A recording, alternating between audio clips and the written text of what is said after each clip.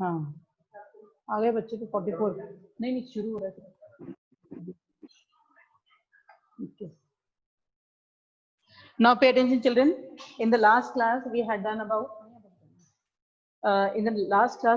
about sectors of Indian economy, and I had told you all that there are an economy can be divided into different sectors: primary sector, secondary sector, tertiary sector. Then we had done historical change in the sectors of an economy. Then we had also done rising importance of tertiary sector. We had also done rising importance of tertiary sector. I hope you all remember that.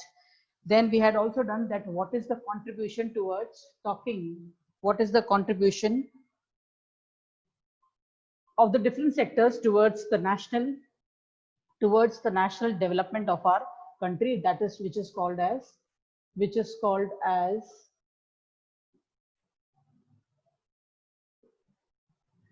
gross domestic production.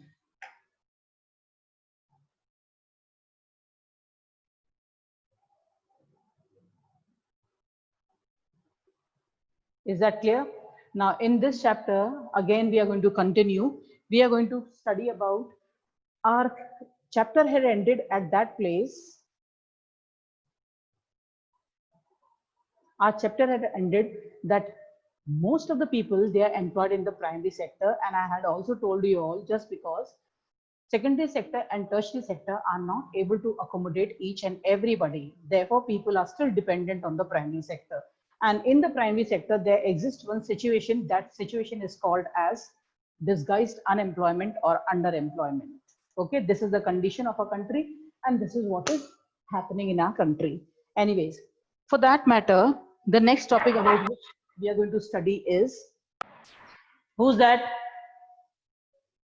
About which we are going to study is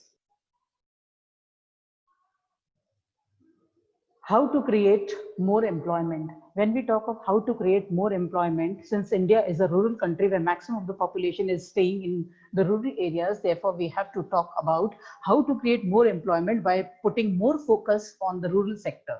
Over there is example of Lakshmi is given, that she is having 2 hectares of land, but she is totally dependent on rainfall.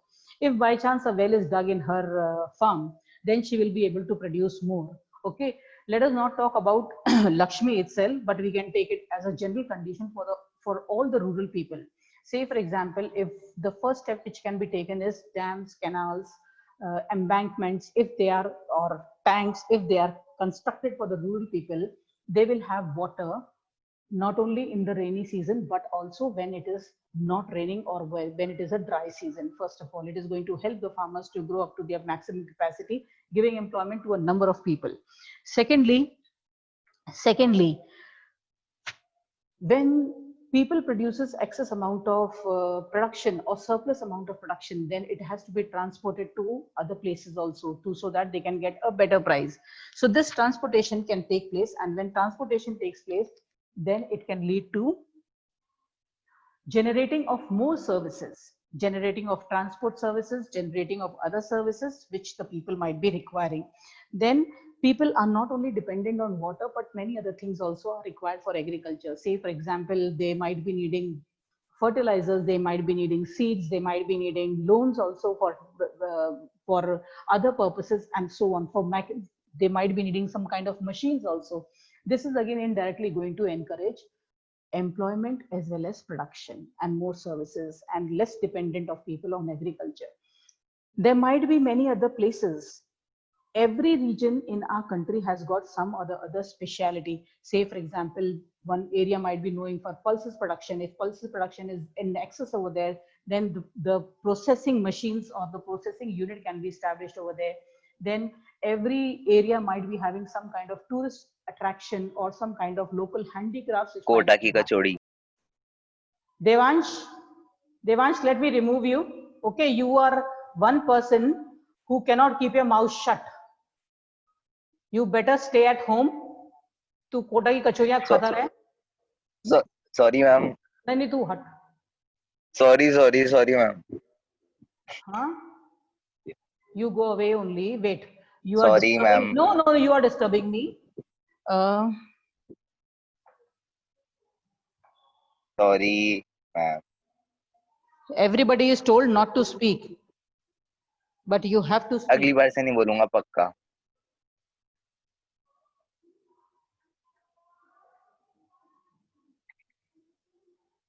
मैं अगली बार से नहीं बोलूंगा पक्का. Okay. What I was telling you all, every area might be having its own speciality. Maybe it is some kind of regional craft or some kind of particular things which are grown over there only. If these things are processed over there, then again it can encourage employment to the people.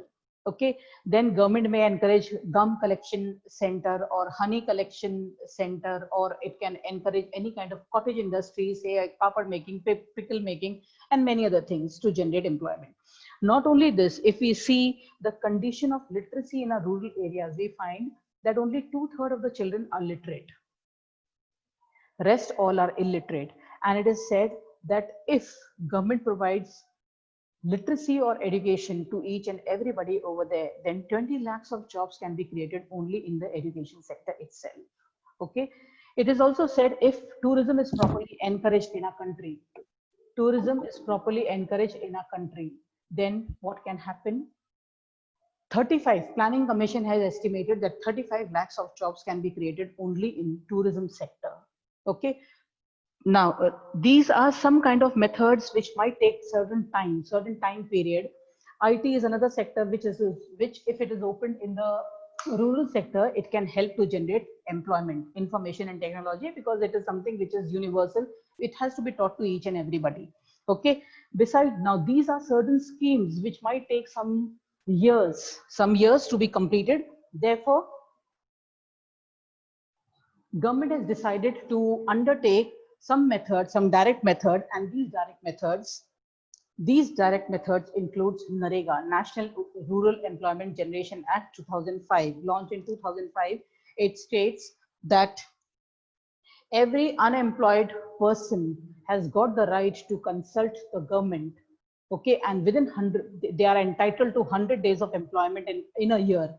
And within 15 days, if the government is not able to provide them any kind of employment, they are also entitled to unemployment allowance, which should be given to them. And because of this NREGA only, conditions of the village is improving, as well as poverty is being removed from our country. Okay, this is all about your primary, secondary, and tertiary sector. Next, we are going to talk about another sector that is called as organized and unorganized sector. When we talk of organized and unorganized sector, the name itself is going to tell you that organized sector is that sector. Organized sector is that sector which is organized. Okay, a person is organized, and unorganized sector is that sector where everything is unorganized. Okay, in organized sector, the workers who are working over there, they work in a kind of registered company, a company which is registered by the government. It follows all the rules and regulations regarding gratuity, regarding PF, regarding proper timings, then all kind of facilities, drinking water facilities, pension also. Okay, they have got fixed working hours. They're entitled to certain leaves also, paid leaves and medical leaves and so on. Whereas in the unorganized sector, nothing is certain, neither the employment and nothing else. Neither the timings are certain, nor the employment period is certain, nor the salary is certain. This is one sector where people are exploited to a large extent. Okay, where nothing is fixed. They are at the whims and fancies of their employers. Anytime they can be chucked out of the job, and no gratuity, no PF, nothing is being given to them, nothing is assured to them. Okay, your next topic in your book is how to protect workers who are working in the unorganized sector. Now, first we have to recognize that who are the people who might be working in the unorganized sector. When we talk about this, then if we talk in the rural areas, it is the marginal farmers, it is the laborers, it is the workers who are working in the fields of other people. These are the people who fall in the category of working in the rural unorganized sector. If we talk in the urban areas, it is the rag pickers, it is the laborers, it is the head load workers, the maid servants. These are the people who are working in the unorganized sector. These are the people who are exploited. Nothing is being given in your book as far as how to protect these workers, but it is only given that government should intervene and should see to it that even the unorganized sector, they follow certain amount of rule as minimum wages and fixing hours of working and so on. Okay. So this is all which is given. Then you're going to read, and when I'm going to dictate you all notes, you're going to get everything regarding as far as organized and unorganized is given. Okay. Next, we are going to talk about public and private sector. When we talk about public and private sector, this is the next classification. This is the next classification of an economy, public and private sector. When we talk, let me write it down.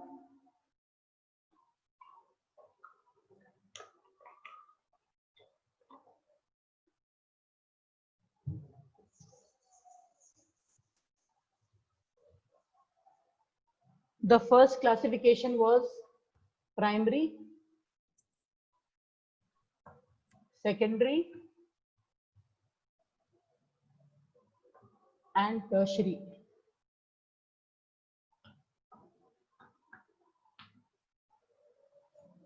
The second classification was organized,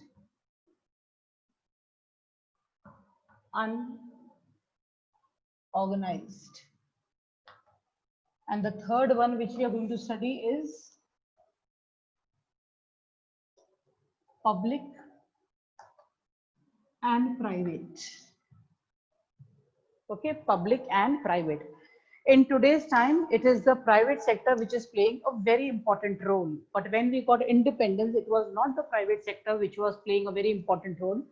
In fact, it was the public sector which was playing a very important role because our country needed a basic infrastructure, and private sector was neither having the capacity to undertake such a large amount of investment, nor it had the will also. Okay, so public sector had played a very important role in providing a basic infrastructure. Today also, public sector, that is all the assets and services, they are owned by the government. That is called as the public sector. In public sector, first of all, it is not guided by the profit motive. By the profit motive. Who's this Bhavana? Bhavana.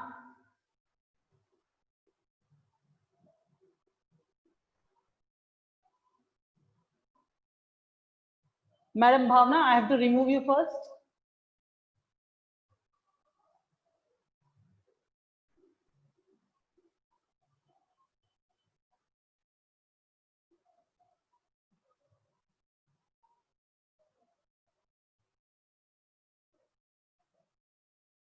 Bhavya Hariramani, was it you who was speaking just now?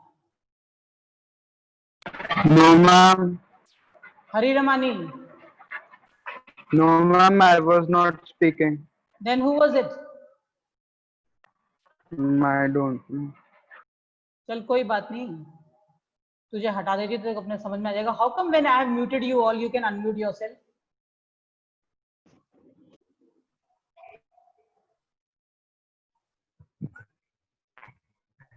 Good, good. Speak, speak.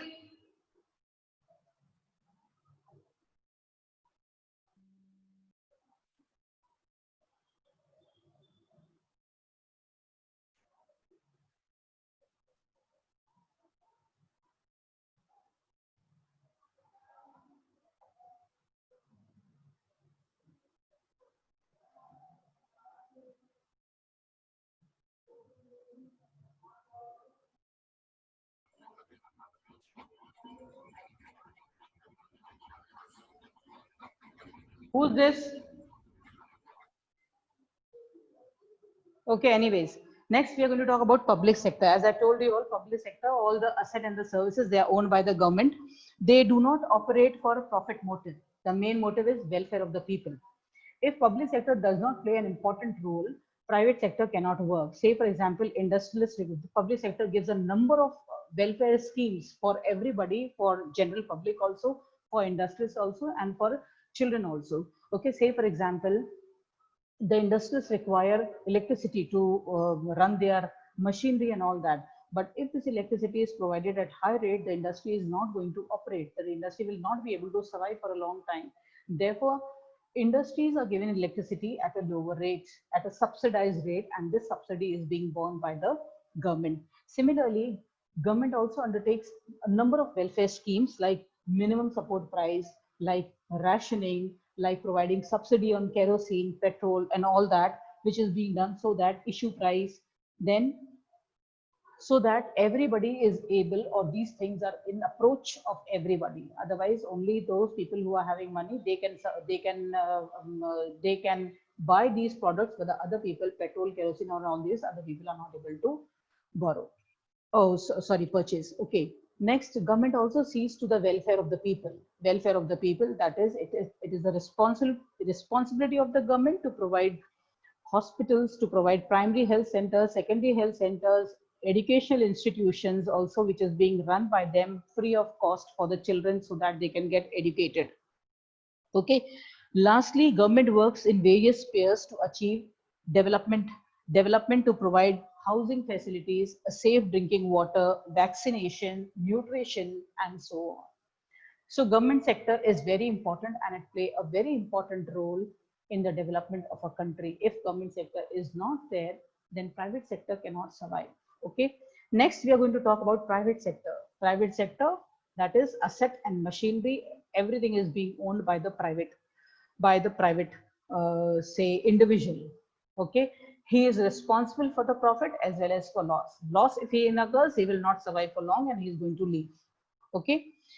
They, in this period of privatization, government sector is encouraging private sector to produce more and more things. But yet private sector has got 1 point program, that is profit motive. Chirayu, mister, why are you raising your hand? Okay, private sector is working for profit motive. It is also being coming into transportation, communication, and everything.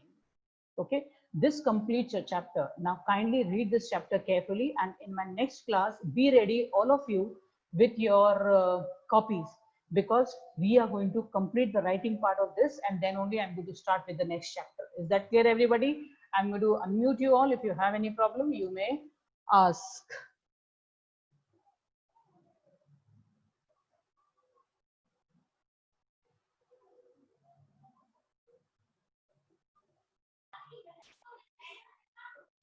Yes, Chirayu, you were raising your hand. May I know why? Chirayu Jain. No. Ma'am, I was not raising. Chirayu Jain, your name was coming that Chirayu Jain is raising hand. ये lower कर अपना hand, क्या कर रहा है तू? Anybody? It doesn't matter. Anybody else having any problem, children? फिर कोई बोल रहा है? Now in your next class, please be ready with your copies, because we are going to write sectors of Indian economy. Is that clear, everyone? And development, you have already written which class, whatever it is, then we are going to see later on. If I get the time, we can write it again in shorter this thing, and otherwise you can learn the whatever has been written by you all. We had given you all as some kind of project on this development chapter. Thumbs up, all of you. Just let me know. Okay. Yuvika Maria, any problem, beta? Okay.